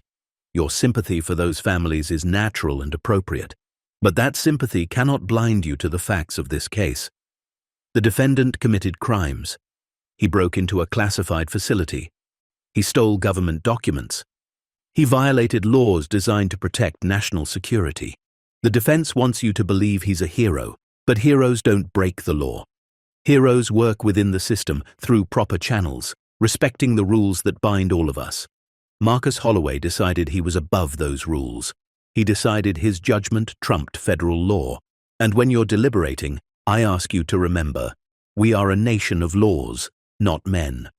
If you let Marcus Holloway walk away from these crimes because you agree with his cause, you're saying anyone can break any law as long as they claim noble intentions. That's not justice. That's chaos. Then Patricia Chen stood for her closing. She walked slowly to the jury box, and when she spoke, her voice was almost conversational. The prosecutor is right about one thing. We are a nation of laws. But laws only have meaning if they apply equally to everyone. For 80 years, the government broke laws about stolen property. They broke laws about concealing crimes. They broke laws about denying people their rights. And they did it systematically, deliberately, with full knowledge that what they were doing was wrong. We know that because Richard Sullivan testified about it. We know that because the internal documents prove it. We know that because families spent decades asking about their property and were lied to. She paused. Now, did Marcus Holloway break some rules when he opened that vault? Yes, he did. But he didn't commit a crime. He exposed one. There's a crucial difference. When you see a crime being committed and you have evidence of that crime, you have not just a right but a duty to expose it. That's what whistleblower protections are for. That's what the First Amendment is for. That's what conscience demands. Patricia walked back toward her table, then turned. The prosecutor says Marcus should have worked through proper channels. But what proper channels? Report it to the same government that had been hiding these items for 8 decades? Trust them to suddenly do the right thing? Marcus knew that wouldn't work. He knew the only way to ensure justice was to bring this to light publicly, where it couldn't be buried again. She returned to the jury box. In a few minutes, you're going to go into that deliberation room and decide Marcus Holloway's fate. The government wants you to convict him as a warning, that anyone who exposes their secrets will be destroyed. But I'm asking you to send a different message. I'm asking you to say that truth matters more than bureaucratic secrecy, that justice delayed for 80 years is still worth fighting for, that one person with courage can stand up to institutional power and win. Patricia's voice strengthened. Convict Marcus Holloway, and you're saying the government can hide its crimes forever. Acquit him, and you're saying that even the most powerful institutions are accountable to the people they serve. The choice is yours. Choose wisely. The jury deliberated for 4 days. 4 agonizing days where Marcus barely slept, jumping at every phone call, unable to eat, replaying every moment of his testimony and wondering if he'd said the right things or sealed his own fate. Diana stayed with him constantly, and Ruth Goldstein called every evening, telling him stories about her grandmother, about resilience, about faith that justice eventually prevails. On the morning of the 5th day, word came. The jury had reached a verdict. Marcus returned to the courthouse with Patricia and Diana, his legs feeling like water as they climbed the steps. The courtroom was even more packed than before. News of the verdict had spread, and it seemed like half of Denver had shown up to witness the outcome. Judge Thornton took her seat. Has the jury reached a verdict? The foreman, a middle-aged black woman who'd been an engineer before retirement, stood. We have, Your Honor. On the charge of unauthorized access to a classified facility, how do you find? Marcus's heart stopped. Not guilty. The courtroom erupted. Judge Thornton's gavel came down hard. Order! I will have order. When the room quieted, she continued. On the charge of theft of government property. Not guilty. More shouting. Marcus felt Diana grip his hand so tightly it hurt. On the charge of violating the Espionage Act. Not guilty. The courtroom exploded into chaos. People were crying, hugging, shouting. Ruth Goldstein was on her feet, tears streaming down her face. Patricia Chen allowed herself a small, tight smile. And Marcus just sat there, unable to process what had just happened, unable to believe that it was over, that he'd won. Judge Thornton banged her gavel repeatedly until order was restored. Mr. Holloway, you are free to go. This court is adjourned. Outside the courthouse, the scene was pandemonium. Reporters swarmed, cameras flashed, people cheered. Patricia gave a brief statement to the press, praising the jury's courage and calling for a full investigation into Project Deep Reserve. Ruth Goldstein spoke about her family's gratitude and hope that the art would finally be returned. And Marcus, overwhelmed and exhausted, simply said, Truth matters. Justice matters. And one person standing up can make a difference. But the verdict, as momentous as it was, turned out to be just the beginning. The acquittal removed the criminal charges hanging over Marcus, but it opened the floodgates for everything else. Within weeks, Congress launched official hearings into Project Deep Reserve. The Department of Justice, under intense public pressure, announced an independent investigation into how the vault had been maintained and why families' inquiries had been systematically denied. International organizations got involved. The German government demanded access to the inventory to identify items stolen from German museums. The Dutch government filed diplomatic protests about the Vermeer and other Dutch masters. The Israeli government, representing families who'd emigrated there after the Holocaust, demanded repatriation of items stolen from Jewish collections. And the families themselves filed a massive class-action lawsuit, not just demanding return of their property, but seeking damages for decades of denied justice. The suit named not just the federal government, but specific agencies, and in some cases, individual officials who'd been involved in maintaining the secrecy. Marcus found himself thrust into a role he'd never wanted, spokesman for a movement. He was invited to speak at museums, universities, conferences on cultural property and whistleblower protections. He testified before Congress 3 separate times. He met with diplomats and attorneys general and advocacy groups from around the world. But the moment that meant the most came 6 months after the verdict, when he stood in a secure viewing room at a government facility and watched as Ruth Goldstein, now 87 years old, saw the Vermeer portrait of her great-great-grandmother for the first time in person. Ruth approached the painting slowly, reverently, tears already flowing. She stood before it for a long time in silence, then reached out a trembling hand to touch the frame. Not the canvas, just the ornate gold frame that had once hung in her grandmother's Amsterdam salon. "Hello, Esther," she whispered to the woman in the portrait. "I've been looking for you my whole life." Marcus stood in the back of the room, Diana beside him, watching this reunion across generations and grief and stolen time. This was what he'd fought for. Not the headlines or the legal victory or the vindication. This moment right here, a family restored to their heritage, a wrong finally acknowledged, a truth finally told. Over the following year, the vault contents were systematically catalogued, authenticated, and in many cases returned to their rightful owners or heirs. The process was complicated, requiring extensive provenance research and legal proceedings, but slowly, painfully, justice was served. The Vermeer went back to the Goldstein family, who donated it to a museum with the stipulation that it be displayed with the full story of how it was stolen and hidden. Other families made similar choices, taking back what was theirs but sharing it with the world, choosing memory over secrecy. Some items had no living heirs and no clear ownership path. Those were placed in museums with full disclosure of their history, permanent reminders of the crimes of theft and concealment. And a few items, less than 10, turned out to have been legitimately acquired and were retained by the government, though now displayed publicly rather than hidden. The total value of items returned exceeded $1.2 billion, but for the families, it was never about money. It was about connection to their past, acknowledgement of their loss, and validation that their search had not been in vain. Marcus himself received a settlement from the government, compensation for the legal fees, the frozen assets, the character assassination he'd endured. The amount was never publicly disclosed, but it was enough that he'd never have to worry about money again. He used most of it to establish a foundation supporting whistleblower protections and art recovery efforts, keeping only enough for himself to rebuild his cabin and live simply. He returned to Boulder Creek a different man than he'd left. The town that had once mocked him now welcomed him as a hero. The mayor wanted to give him a key to the city. The local high school asked him to speak at graduation. People stopped him on the street to shake his hand, to thank him, to say they were proud he was one of them. But Marcus found he didn't want the attention.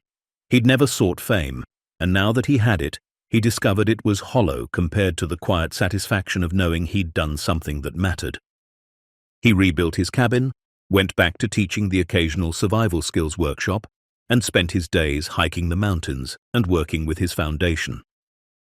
Diana stayed in his life, though she returned to Santa Fe and her work at the museum. They talked weekly, visited monthly, and maintained the kind of friendship forged in fire, people who'd faced something terrible together and come out the other side changed but intact. One afternoon, nearly 2 years after he'd first opened the vault, Marcus hiked up to the shelter. The entrance had been sealed permanently by the government after all the contents were removed, but he could still stand outside and remember that day when he'd first squeezed through the gap in the wall and found himself standing before impossible treasures. He thought about how random it had all been. If he'd bid 50 cents less at the auction, someone else would have bought the shelter. If he'd ignored the hollow sound in the wall, the vault might have stayed sealed for another 80 years. If he'd reported his find through official channels, it might have been buried again. But he'd made different choices. Small choices at first. Curiosity leading to investigation, investigation leading to discovery, discovery leading to decision. And those choices had rippled outward in ways he never could have predicted, affecting hundreds of lives, exposing decades of injustice, forcing institutions to confront their crimes. Standing there on the mountainside, with the Colorado wind in his face and the shelter's sealed entrance before him, Marcus understood something Sarah had tried to tell him in those final days. That a life mattered not by its length or comfort, but by its impact. That one person, in the right place at the right moment, making the right choice, could change the world. He thought about the families reunited with their heritage, about Ruth Goldstein touching her great-great-grandmother's portrait, about Richard Sullivan dying in peace after finally telling the truth, about the students who'd learned from this story that courage matters, that justice matters, that speaking truth to power isn't just a phrase but a choice anyone can make. And he thought about himself, the broken man who'd bought a useless shelter for $8,500, thinking he was just finding a place to store tools, never imagining he was purchasing a key to one of history's greatest secrets. As the sun began to set, painting the mountains in shades of amber and gold, Marcus turned away from the shelter and started the hike back to his cabin. He didn't look back. There was no need. That chapter was closed, the door sealed, the story told. But the impact, that would echo forward for generations. In museums where recovered art now hung with plaques explaining its journey from theft to hiding to restoration. In families who could finally grieve their losses while celebrating their recoveries. In laws that were changed to better protect cultural property and whistleblowers. In the consciousness of a nation forced to confront an uncomfortable truth about its past. Marcus Holloway had been called many things over the past 2 years. Thief, hero, criminal, saint, troublemaker, truth-teller. But the label that mattered most to him was the one Ruth Goldstein had given him in a quiet moment after the trial, when she'd held his hands in hers and said simply, "You're someone who saw wrong and made it right. That's all any of us can hope to be. Anyone can stumble onto something hidden.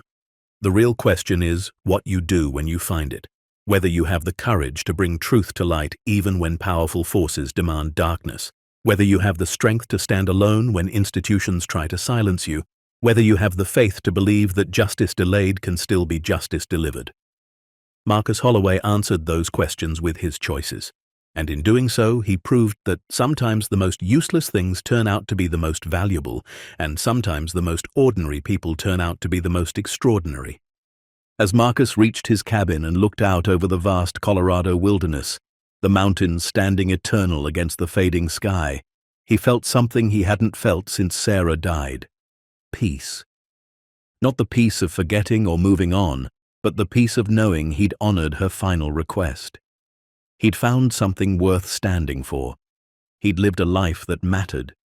And in a shelter everyone called useless, he'd discovered not just treasure but purpose, the kind that can't be measured in dollars or locked in vaults, the kind that lives in restored families and revealed truths and reminded generations that secrets don't have to stay buried forever.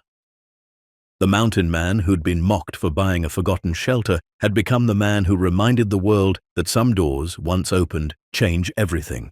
And sometimes the bravest thing you can do is refuse to close them again. The end. Up next, 2 more powerful stories are waiting for you. Click to keep discovering truth and courage with us. And don't forget to hit subscribe if you believe one person can still change the world, that justice matters more than secrets, and that sometimes the greatest treasures are the truths we're brave enough to expose.